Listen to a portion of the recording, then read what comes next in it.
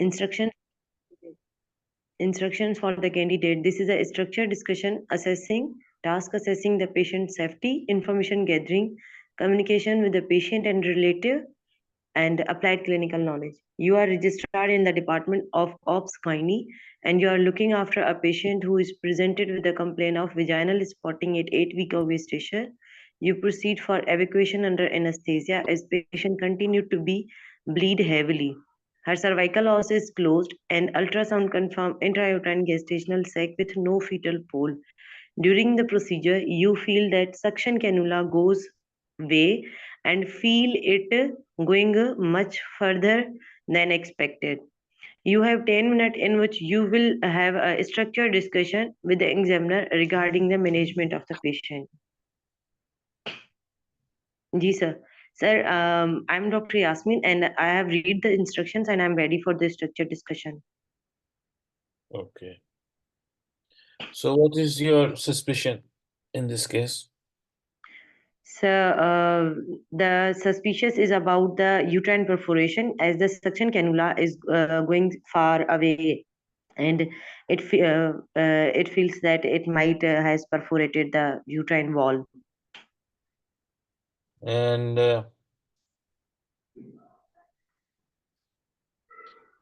what immediate action will you take? So first of all, I will call for help. I will stop the procedure and I will stop the suction machine and off her pressure and decrease and off her pressure, and then I will inform the anesthetist and all the OT staff, and then I will OT staff to have extra. We may need extra instrument, and the procedure may prolong. And I will also inform the circulating nurse to call it ward for the delayed of the OT. Maybe there is a delay of procedure, and I will also call the on-call consultant to inform her about the emergency. Okay, then how will you approach the rest of the surgery? Sir, for the rest of surgery, I will counsel the attendant. I will check whether the patient's vitals are dropping or not, are patient deteriorating, and any abdominal pain. And then I will do her pervaginal examination, the check for bleeding.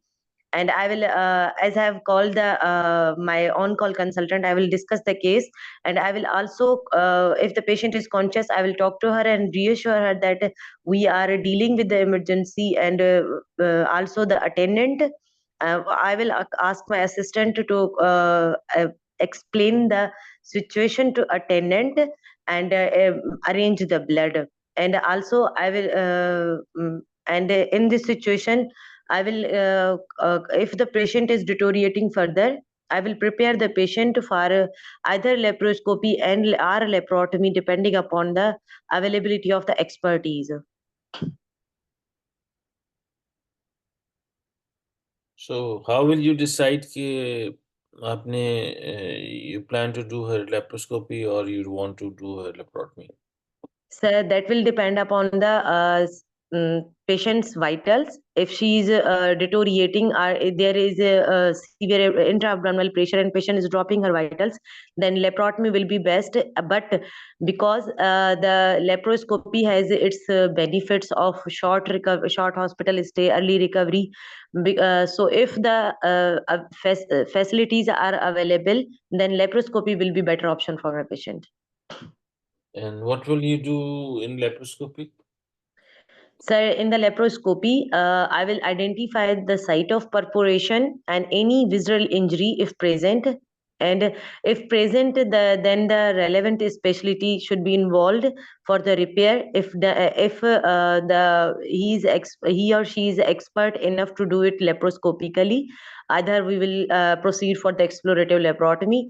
And if there is no any visceral injury, then uterine perforation will be repaired, and in the two layers with the delayed absorbable suture material, and then the section will be done in the in the means laparoscopy के under ही हम section करेंगे directly. Section, beta, which section are you talking about? Sir, uterine evacuation will be done directly in visualization with the laparoscopy, so that we cannot do a much further the perforations are and the material uterine evacuation could complete. Okay. Ji sir. Does all the perforation requires to have this laparotomy or No sir. so No how will sir. how will you determine that you need Ji to do her laparotomy or you don't want to do her laparotomy or laparoscopy? Sir, although the portable ultrasound are not available in every operation theater, but if patient is not dropping her vitals, her abdominal examination is non-tender, and patient there is no any excessive bleeding, then we can wait for the conservative, in which the perforation will heal itself with the antibiotic cover and post-operative and monitoring of her vitals. But if the perforation is large enough and patient has dropping or vital deteriorating per abdominal and any abdominal distension is developing and pervaginal bleeding is much enough, then we have to open her for repair. Okay, and what will be your post-operative management would be in such case? Sir, in the post-operative period after documentation and when the patient is enough to talk and when she is conscious of the out of the anesthesia, I will counsel her and debrief her about the situation and the complication, and also I will fill the incident form and the patient monitor the patient's vitals and pervaginal bleeding, and also the input output chart of the patient, and give her enhanced recovery program, and uh, do briefing risk management, will do the risk management, and counsel the patient for the future obstetric complication with obstetric outcome with this complication, means impact of this complication on the future fertility and her obstetric outcomes. Okay. And what clinical governance issues will you deal with post-operatively in this case? So clinical governance, including the debriefing of the patient and risk management, incident form reporting, and debriefing with my team for the future learning purpose. Sure. And audit if this is the frequently and for the future getting good outcomes. All right. चलो I think almost हमारे 9 minutes हो गए, बाकी questions तो मेरे सारे पूरे हो गए. जी सर. इसमें how do you think you performed?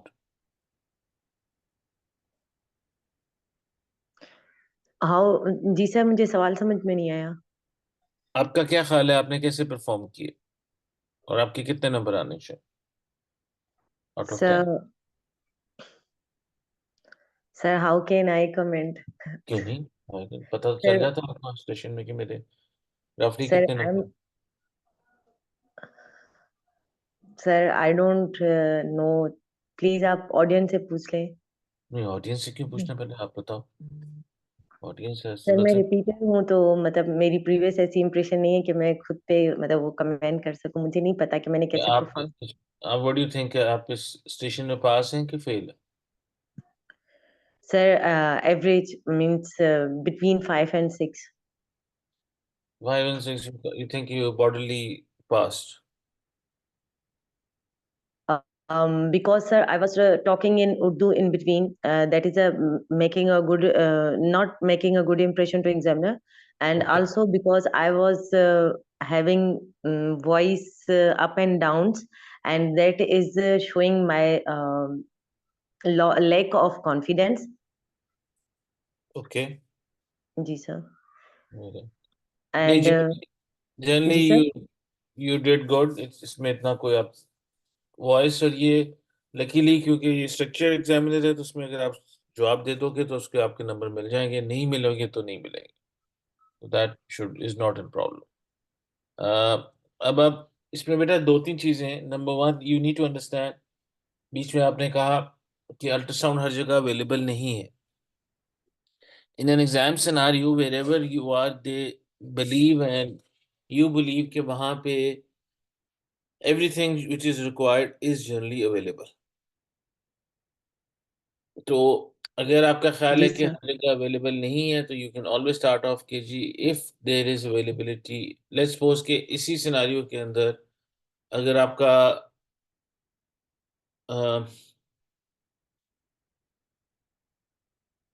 Ultrasound machine available होती, अगर आपकी अल्ट्रासाउंड मशीन अवेलेबल होती तो फिर क्या आप फिर क्या करते आप? How would have you proceeded with all this? Sir, that will.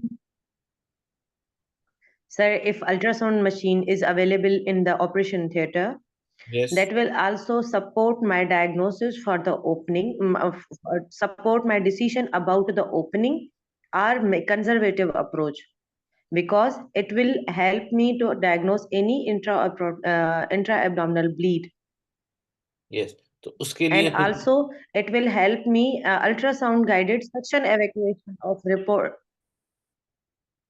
Yes, तो इसीलिए जो पहला सर स्टेप आपने, अल्ट्रासाउंड गाइडेड में भी हेल्प करती ना इस वजह से.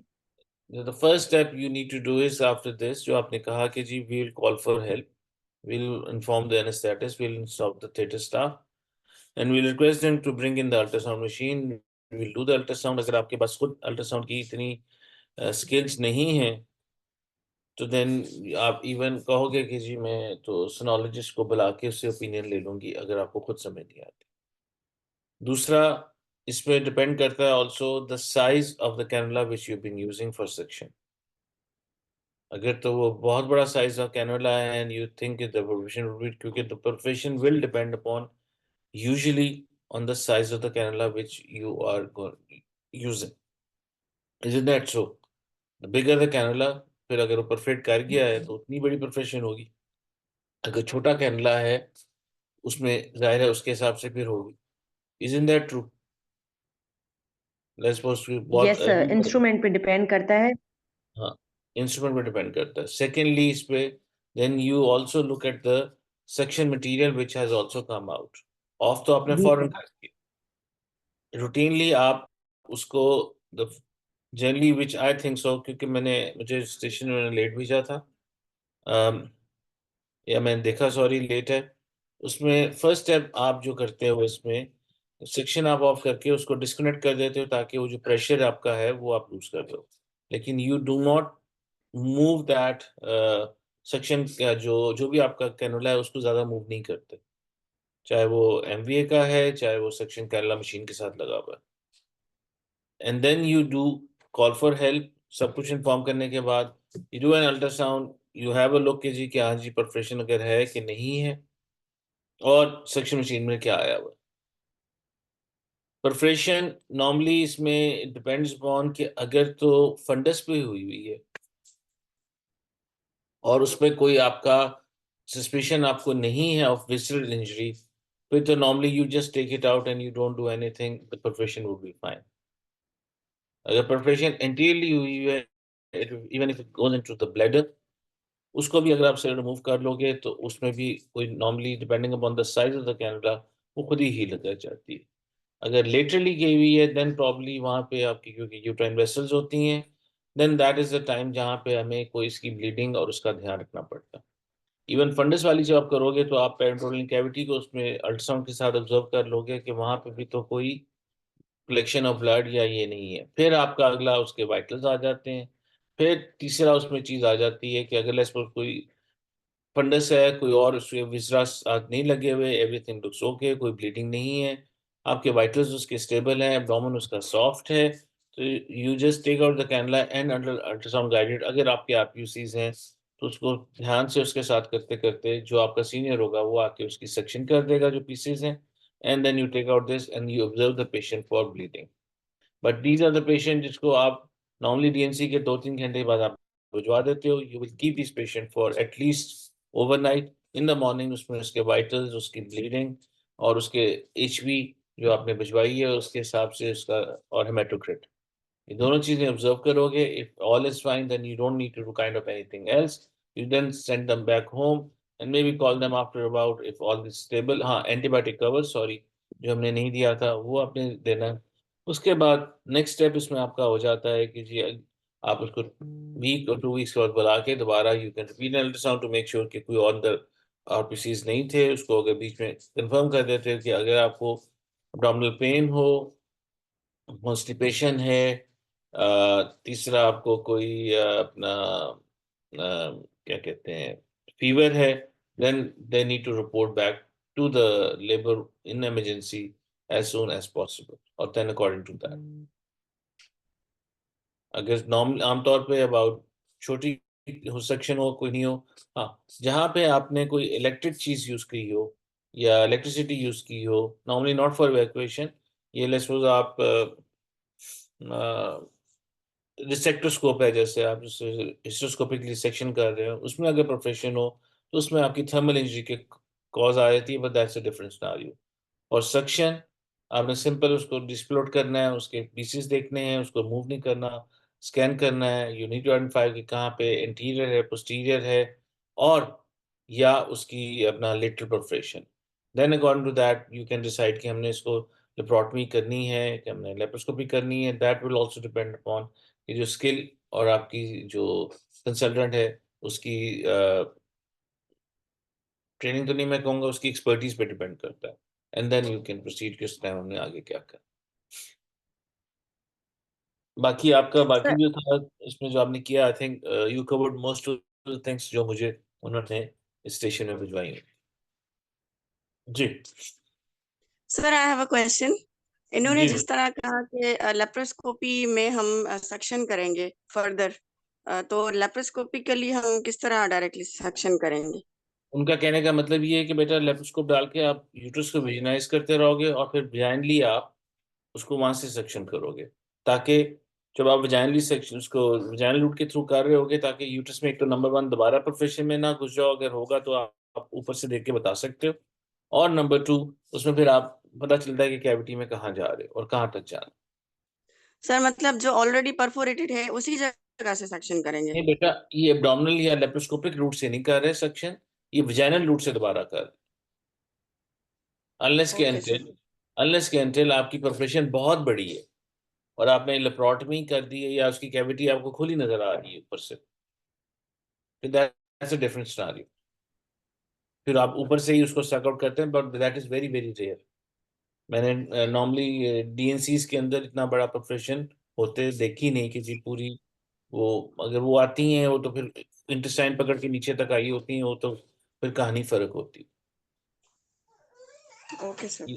हाँ, वो नॉर्मली रेफर्ड केसेस जो आपके पास आते हैं कोई दाई से या कहीं और से रेफर होके किसी पेरिफेरी से, उसमें होता है कि वो परफोरेशन काफी बड़ी हो, उसके अंदर यस, अगर उसकी कैविटी खुली हुई है और आपने एब्डोमेन खोला हुआ है कि जिस मर्जी रूट से, तो फिर आप उसमें से आराम से वहां से ऊपर से भी कर सकते हो। लेकिन ये वाली जो डॉक्टर साहब बात कर रही थी, ये हम वजाइनल रूट के थ्रू ही उसकी अंडर विजन ऊपर से आप यूट्रस देख रहे होगे जिस तरह अल्ट्रासाउंड में होता है, और उसको गाइड कर रहे होगे और वो नीचे वजाइनल रूट के थ्रू कि हाँ जी अब कैविटी के अंदर आप आ गए हो, तो वहां से वो सक आउट करेगी।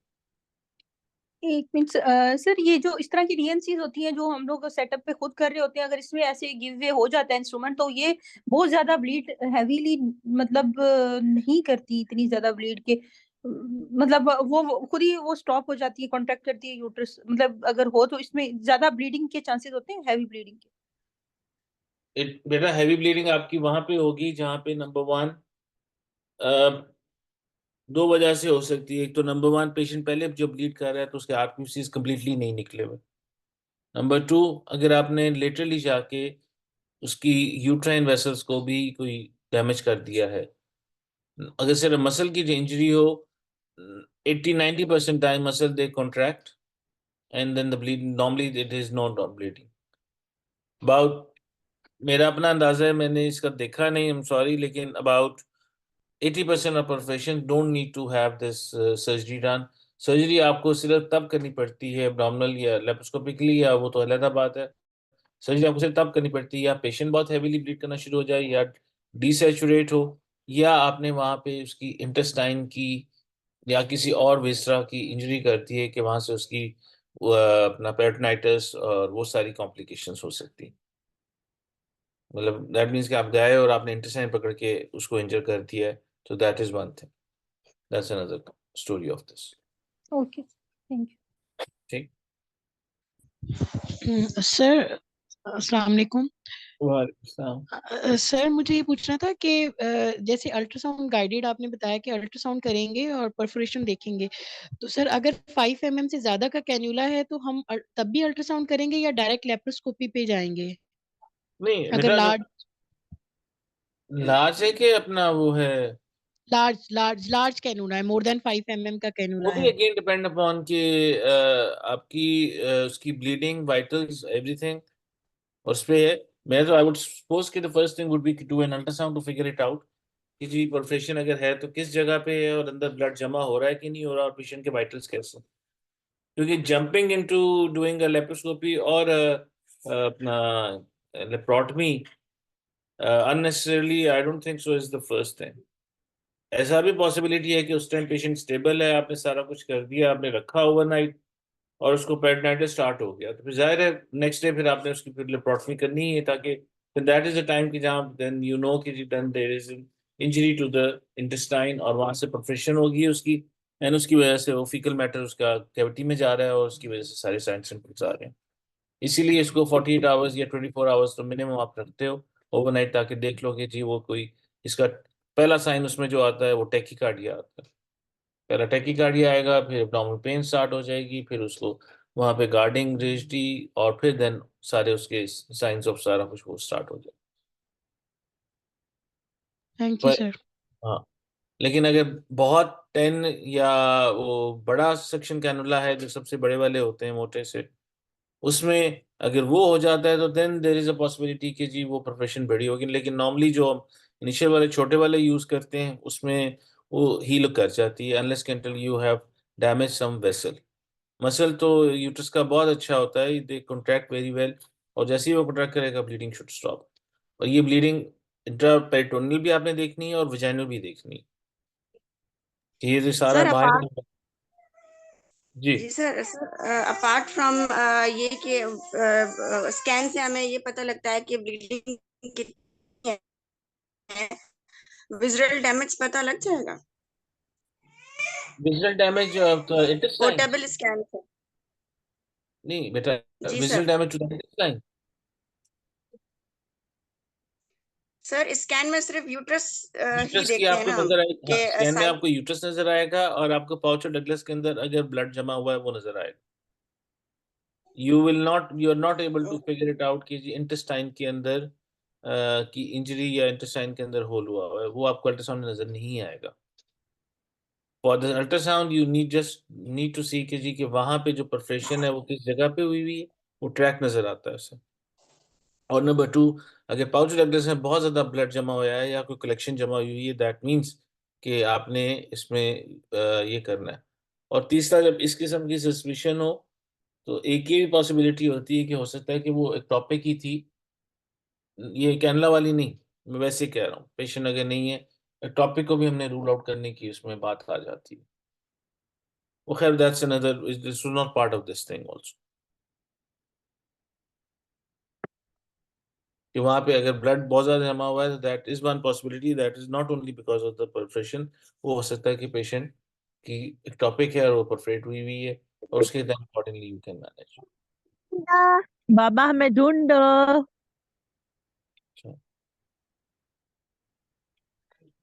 बाबा हमें ढूंढो। समझा है। म्यूट कर दो प्लीज।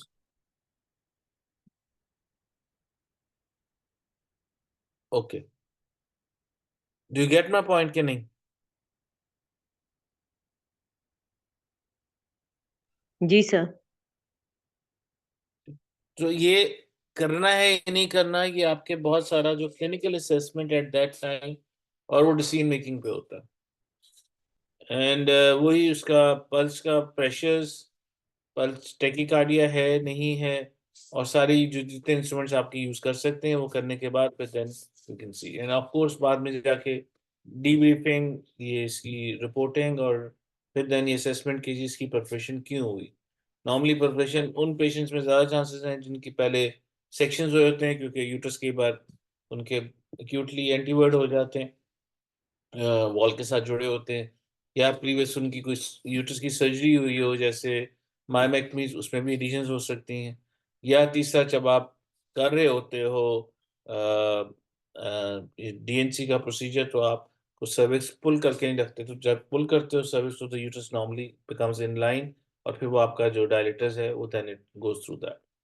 अगर सिंपल डायलेटर के साथ कोई प्रोफेशन होती है, उसमें आसानी हो जाती है, क्योंकि उसमें कोई इंजरी टू द विसरा होने के चांसेस, क्योंकि वो आपको पता है उसकी शेप ऐसी है, तो फिर वो उसका नहीं है। सक्शन कैनल के अंदर ये होता है कि अगर आप परफेक्ट करके आपने ऑन किया हुआ है और आप पेट्रोल कैविटी में चले गए, तो बीच में अगर इंटेस्टाइन आएगी उसमें, तो उसमें उसकी सरोजा और मुकोजा दोनों को डैमेज हो सकता है, डिपेंडिंग ऑन कि आपका प्रेशर कितना है, और रख के अगर आप उसे ज़्यादा पुल करते हो वापस, तो फिर उसमें वो उसकी इंजरी होती है।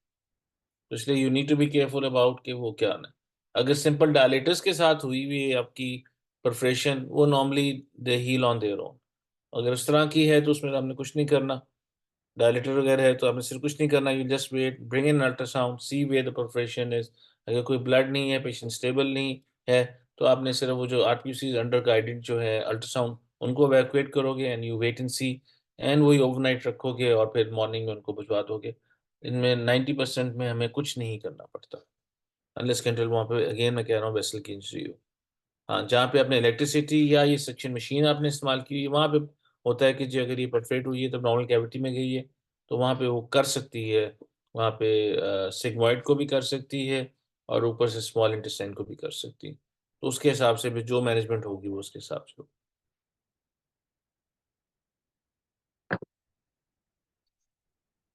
एनी क्वेश्चंस, या इसमें कुछ आपने कुछ और पूछना हो तो डू लेट मी नो।